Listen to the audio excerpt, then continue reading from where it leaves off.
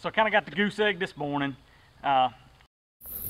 Well, so far it's been a goose egg on my coyote traps this morning. I still got one farm to check. I had 4 traps over there, but I had an issue with the lock and the gate, so I gotta get with the farmer on that. Shoot, I missed something here. I'm checking my beaver traps here, and you see I had you can see my foothold there. It may not have been deep enough to keep a beaver from bumping it with his chest. Let's grab it and see what it looks like. So there's nothing really in there to tell me exactly what happened.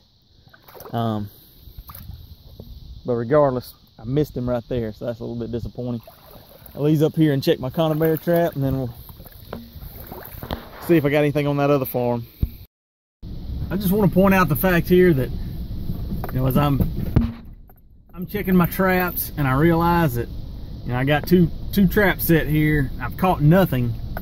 I'm not getting out at this location. I'll drive by and I'll look and I'll say, yep, that trap looks good. Just from the other side, it looked okay, but I'm trying to minimize my activity at the sets as much as possible. So you know, to me, the longer we leave for our scent to dissipate, and you know, the less activity at that set. I don't go up and brush anything away every day or re-lure every other day. I set those traps, and barring something major changing, like obviously a missed catch where the trap's out of the bed or something like that, I don't touch them.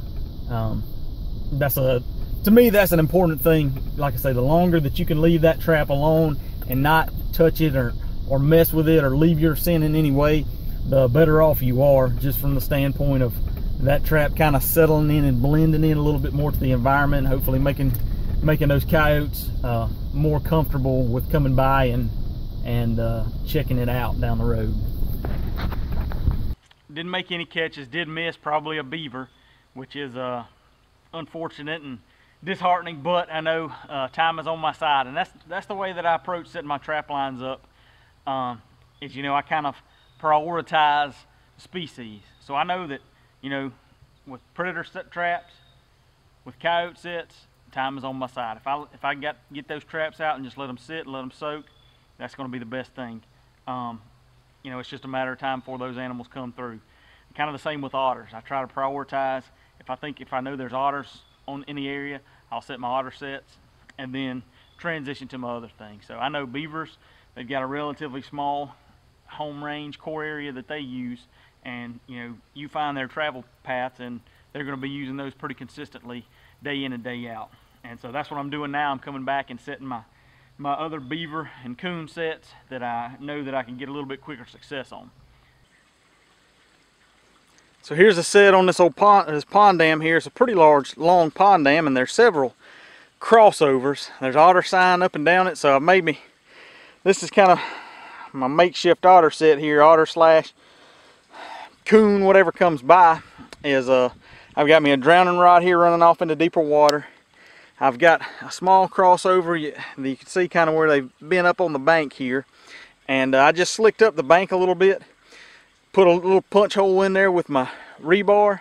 I put some otter gland lure on the tip, one of these branches of this little tree here, and then I'm going to take some salmon oil and just kind of give it a good squirt there.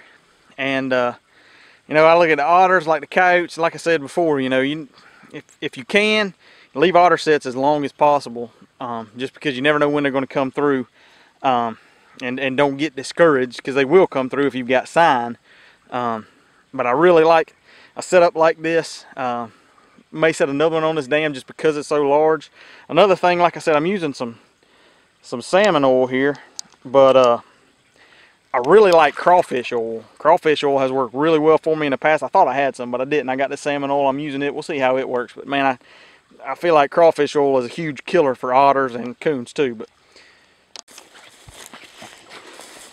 got a couple more water sets in. I got a good many tracks, probably worth putting 2, but I don't know if you could see, but right there in the edge of that water, good many coon tracks in there. So I got me a dog proof. It's actually a white dog proof with caramel and marshmallows, staked with a long, large, it's like so a soft anchor or a soft earth pogo. I think it's a 2-inch washer and run down there like 20 inches. So I pulled up on it to make sure it would hold in this pond bank, and it definitely did. And then you can see we got some pretty good looking beaver sign. And I may have destroyed some of it, or it's at least muddy where you can't necessarily see it, but had a couple of fresh chewed sticks and some fresh little pine needles. So I just put in a little mock caster mound through those cleaned up sticks just up on the bank for a little eye appeal.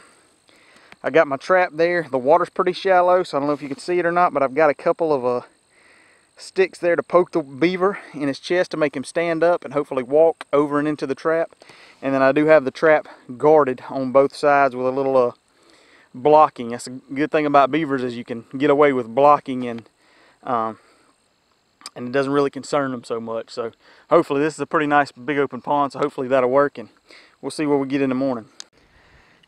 Here's another location. I got a creek coming into this pond, cow pasture all the way around.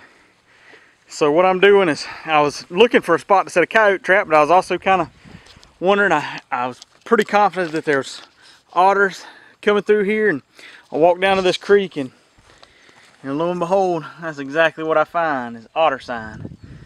What I was hoping to find, but also kind of, you know, struggling with, because you can see these cows go everywhere, and this, you know, they cross this creek wherever.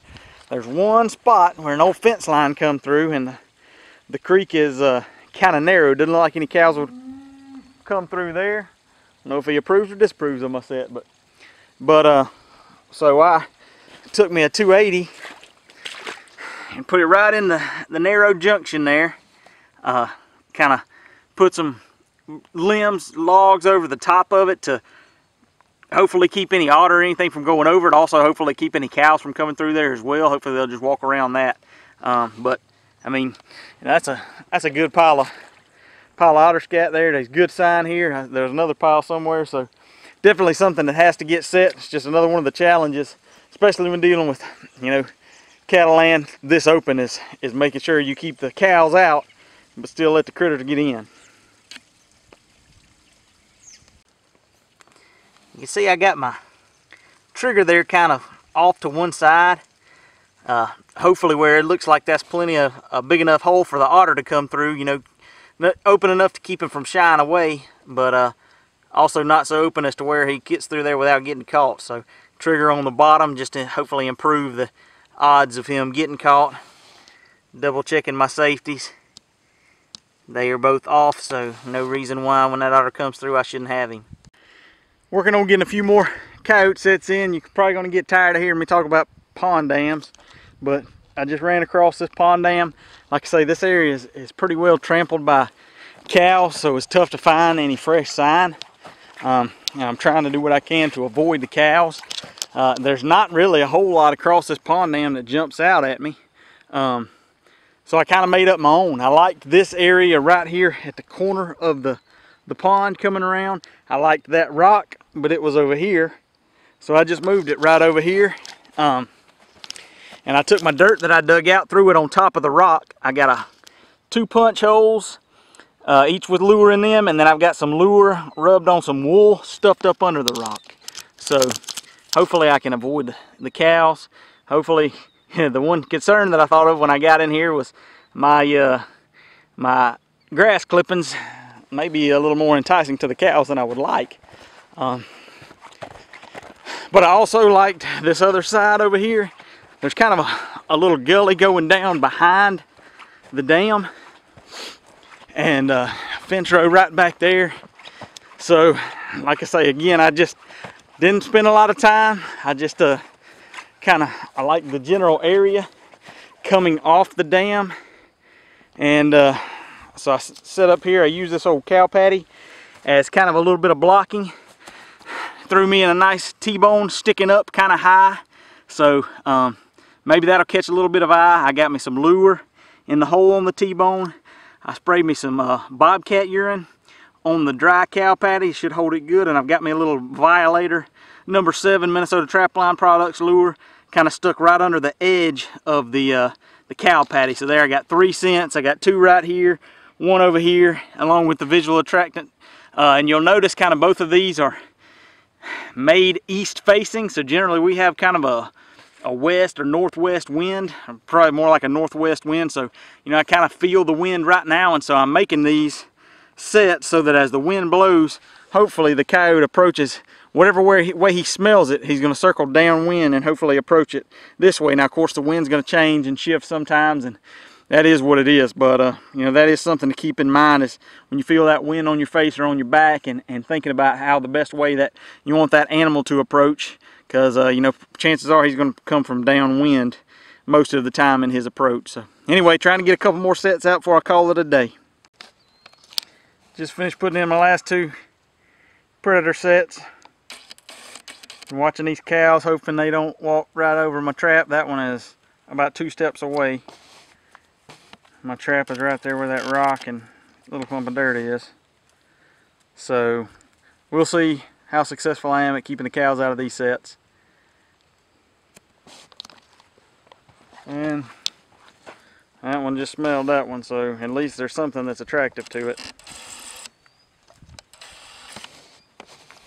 I don't know if you can, this old piece of corrugated pipe. I couldn't find anything that I really liked. So that was laying around. I grabbed that. Like I say, I try not to get hung up on spending too much time making the set or where to put the sets, making the sets as well. But anyway, this is day 2. I didn't have anything in any traps this morning. I did miss probably a beaver and a drowner, got it reset. But I got 4 more foothold traps out, 4 more predator traps out. That puts me at 18 coyote traps. And I got, I believe, 7 more water sets out.